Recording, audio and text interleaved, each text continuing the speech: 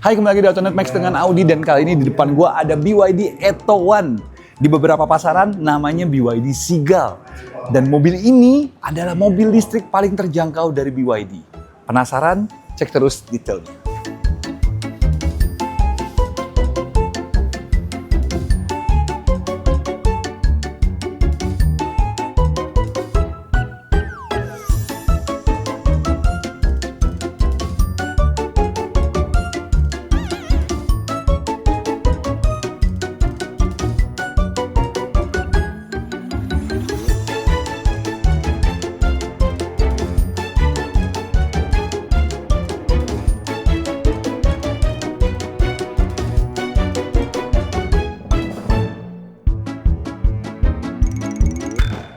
Langsung kita bahas dari eksteriornya. Pertama kali kita bahas kumisnya, bempernya, fasianya. Jadi bemper depannya mengingatkan gue sama Mas Adam. Dia punya kumis yang tebel banget. Agak berbeda dari versi internasional atau dari versi China-nya yang cenderung kumisnya lebih tipis. Di sini tebel banget, mengingatkan gue sama kayak Yaris Lele zaman dulu.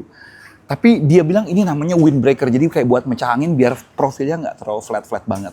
Otomatis gara-gara ininya tebel, secara keseluruhan panjang mobilnya jadi bertambah panjang. Jadi karena pakai kumis ini, mobilnya jadi 3,9 meteran. Aslinya kalau gue lihat di spek di China-nya itu sekitar 3,78.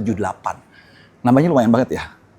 Desain atasnya sendiri agak berbau-bau Lamborghini. Bener, lampunya mengingatkan gue sama kayak Huracan, tapi ini kayak versi, kalian tahu mainan Jepang, mobil-mobilan yang dipenyet kecil itu Chorokyu. Nah, kayak gini, kayak dipenyet gitu jadi lebih pepet. Profil sampingnya juga seperti itu juga. Cuman, lagi-lagi lampunya udah LED, full di sini dikasih kayak aksen 2 biji di samping sini, cakep banget. Tambahan dikit lagi, biarpun bempernya gondrong seperti ini, dia sudah naruh tempat buat kamera parkir depan, kayak mungkin buat 360, dan buat radar. Tapi aktualnya mobil ini tidak dilengkapi itu semua, jadi tempatnya aja udah disediain. Pindah ke bagian sini dikit, di atas cupnya dia kasih kayak profil lagi plastik claddingan hitamnya. Menurut gue sih nggak bagus. Gue lebih demen clean gitu ya. Cuman kalau ngelihat lagi detail-detailnya, dia ngasih kayak apa ya namanya, kayak sirip-sirip untuk mengalirkan aliran udara. Kayaknya sih buat ngimprove aerodinamika juga. Kacanya flat, langsung ke atas ini profilnya. Dan kalau lihat ke sampingnya sini, baru kelihatan bahwa mobil ini sebenarnya nggak panjang-panjang banget. Kalau dipikir-pikir, kelasnya mirip-mirip kayak Bingo atau lebih panjang dikit daripada Honda Brio. Door handle-nya juga sudah flush ya, biarpun dia sebenarnya masih modal tarik begini, tapi dia udah flat. Di sini kasih claddingan hitam lagi, dan untuk versi yang ini dia ada 2 versi. Ada versi yang pakai blade baterai 380, ada yang pakai 300 baterai biasa 30 dengan range-nya 300. Yang ini versi pakai blade baterai. Tuh, di sini dia kasih apa ya namanya, identitas dengan huruf Mandarin dengan huruf Cina, blade baterai di sebelah sini. Ngomongin desain bannya, dia pakai ukuran 16 inci, peleknya profilnya 185/55. Desain peleknya sih ya nggak gimana-gimana banget ya, dan kalau gue bilang fittingnya juga cenderung agak ngatung, agak celong banget di sininya. Kalian pakai ban yang lebih gede kayak harusnya lebih pantas. Nah, ada satu lagi yang gue mau bahas nih. Ini nih ya, apa namanya, plastik hitam-hitam, cladding hitam-hitamnya ini biasanya kan cuma dibikin satu garis gitu doang. Ini dibikin aksen kayak cowakan begini. Keren, tapi di satu titik kalau kalian lihat ini dibalik kayak cangkir. Bener gak? Kita lihat bagian belakangnya. Yuk. Nah, bagian belakangnya ini yang menurut gua kontroversial. Kenapa? Kalau kalian lihat dari samping, gua nggak terlalu suka di pilar C-nya ini. Pilar C-nya ini kayak tebel banget karena garis pinggulnya sama dia dinaikin, ini jadi mobilnya kayak bebek, jadi kayak tinggi. Tapi mereka mencoba menyamarkan profilnya yang sebenarnya tinggi. Ini mobil kastanya city car. Biasanya kan lebih bulat-bulat. Mereka nggak mau bikin hatchback yang pendek, mereka mau bikin agak tinggi biar lega. Otomatis kacanya jadi pendek ya, karena dia ditarik naik semua. Tapi untungnya LED desain di sininya keren, nih kayak satu kesatuan gini, nyambung dari tengah sampai ke samping kanan kirinya, ini nyambung semua. Aksen pemanis lagi tambahannya, kasih spoiler yang terintegrasi seperti ini. Dan kalau kalian lihat bawah, ini kayak ada splitter lagi di bawah sini. Sensor parkir di sini, dan kameranya, gue mencari kameranya, ini kameranya di sini. Bukan pintunya, di sini bentuk bagasinya. Kita lihat bagian bagasinya sebesar apa. Oh ya, di sini. Ini udah pencetannya udah kayak button yang elektrik ya. Cukup lah ya bagasinya, nggak kecil-kecil banget. Kalau kalian lihat nih, kalian bisa naruh satu koper di sini dengan tas. Pelipatannya sayangnya nggak bisa dibagi dua 50-50 atau 60-40. Ini one piece. Bisa kalian tarik begini, terus kalian lipat ini. Tapi dia nggak flat. Jadi kalau kalian lihat lagi, agak sayang ya. Soalnya di sininya sebenarnya lumayan dalam. Kalau kalian coba buka ini semua, ini lumayan dalam dan gua nggak bisa buka sama sekali ini. Ini jadi nggak bisa. Oh bisa dong. Nah, ya nggak ada apa-apa lagi. Nggak ada apa-apa lagi di sini.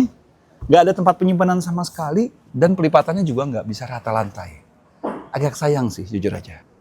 Nah, pertanyaan gue tadi setelah gue buka semuanya ini, itu nggak ada tempat penyimpanan apapun dong. Berarti bawahnya space-nya harusnya gede dong, ada ban serep dong. Ternyata begitu ke kolong, ini kayak kosong banget, tapi nggak ada ban serep juga. Dan nggak ada tempat penyimpanan ban serep juga. Ini buat apa nih space segede gini, tapi nggak dipakai apa-apa. Kesannya kayak platformnya nanggung jadi kesannya. Oke, kita masuk ke dalam interiornya. Jadi ada dua varian premium dan varian dynamic. Varian premium range-nya lebih jauh dan fiturnya juga lebih bagus. Karena yang seperti kita coba ini varian premium, dia kursinya udah elektrik ya. Udah ada pengaturan elektrik juga. Bisa maju mundur, naik turun yang enak. Terus setirnya mengingatkan gue sama setirnya Dolphin. Jujur aja nih setirnya sama. Dan karena balik lagi ini aslinya di beberapa market ini namanya BYD Seagull, burung camar. Jadi masih ada aksen-aksen Ocean series-nya dari BYD. Ini tombol-tombolnya mirip sama Dolphin. Desain ininya juga mirip sama Dolphin. Biarpun mereka nggak berbagi common part ya sebenarnya. Tapi desainnya, ambience-nya masih kerasa banget dia Ocean series. Dan sekarang kita ngomongin detailnya sendiri. Detailnya ini masih plastik ya sebenarnya ya. Di sini juga masih plastik. Di sini soft touch-nya di sebelah sini. Di sininya ada soft touch tapi nggak soft-soft banget, agak keras. Di sini ada soft touch juga. Di sini plastik ya. Lagi-lagi ada aksen-aksennya. Pengaturan setir yang bagus buat di segmennya, dia sudah tilt dan teleskopik. Nice. Jadi kalian bisa dapetin posisi duduk yang ideal. Instrumen panel 7 inci, kecil banget dan sorry to say resolusinya gua bilang agak generik ya, agak kurang. Kelihatan murah sih jujur aja ini. Layar tengahnya dia 10,1 inci.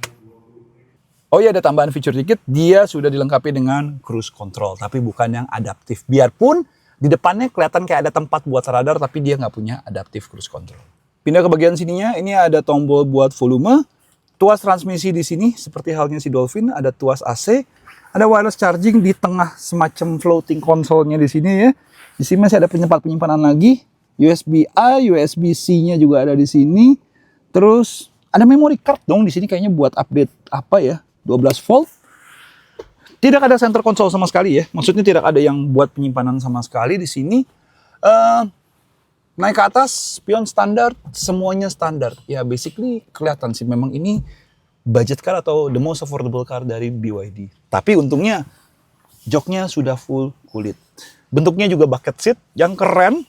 Dan kalau didudukin lumayan meluk ya ke posisi pengemudinya. Tambahan sedikit untuk versi yang premium, kalian dapetin wireless charging, tapi untuk versi yang biasa yang dynamic kalian tidak dapetin wireless charging. Biarpun beberapa detail-detailnya seperti jok kulitnya, warna trimnya segala macamnya itu masih sama. Sekarang kita bahas beberapa displaynya di sini. Instrumen panelnya kecil ya, memang ya, tapi informasinya cukup lega juga ya. Jadi dia ada beberapa detail seperti digitalnya segala macam. Di sininya juga dia ada adjustment tentang pintunya. Tire display-nya segala macam juga bisa ditampilkan dari sini. Nah, kalau kita lihat lagi ke bagian tengahnya, ke instrumen yang tengahnya ini, head unitnya ini, ukurannya 10 inci, dia khas BYD, dia displaynya bisa kelihatan di sini, connectivity-nya, tuh, vehicle image-nya, tuh. Biarpun cuma depan doang ya, nggak 360, Spotify, Bluetooth, FM radio bisa kalian lihat dari sini. Dan kalau kita pencet menu ya, harusnya AC dan segala macam, kalian bisa setting langsung dari sini, tuh. AC-nya dari sini, AC-nya tentu saja nggak dual zone, biarpun kalian bisa setting suhunya di sini ya. Ini kalau kalian pencet satu, pencet semuanya. Oke. Ventilasi segala macam, kecepatan kipas kalian bisa atur juga dari sini. Terus kalau kita pencet sini ya, ini balik ke menunya.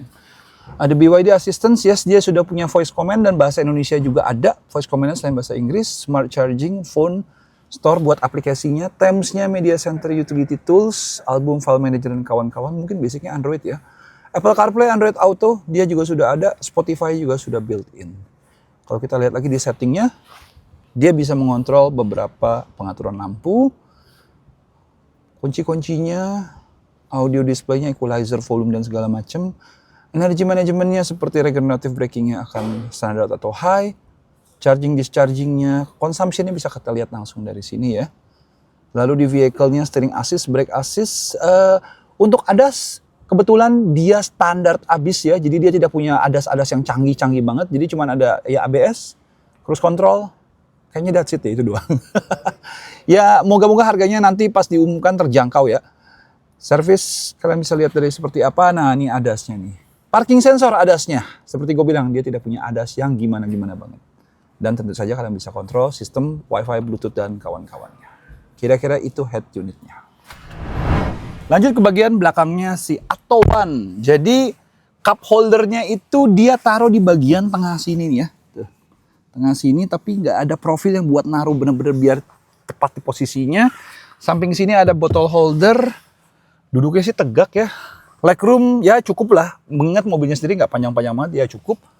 Gue lebih menyorot posisi duduk yang agak tegak banget, dan di sini, ini tadi posisi duduk gue ya. Ya kira-kira seperti ini. Tinggi gue 174, nyisanya tinggal segini. Tidak ada armrest sama sekali, biarpun headrest-nya sudah 3 pieces. Jadi mobil ini didesain untuk menampung 3 orang sekaligus di bagian belakangnya. Kita lihat penggeraknya dan baterainya. Jadi dia ada 2 pilihan ya. Dia ada pilihan yang range-nya 300, itu baterainya 30,08 kWh. Yang range-nya 380 itu baterainya 38,8 kWh. Motor listriknya penggerak roda depan tentu saja. Powernya sekitar 75 PS, torsinya sekitar 135 Nm.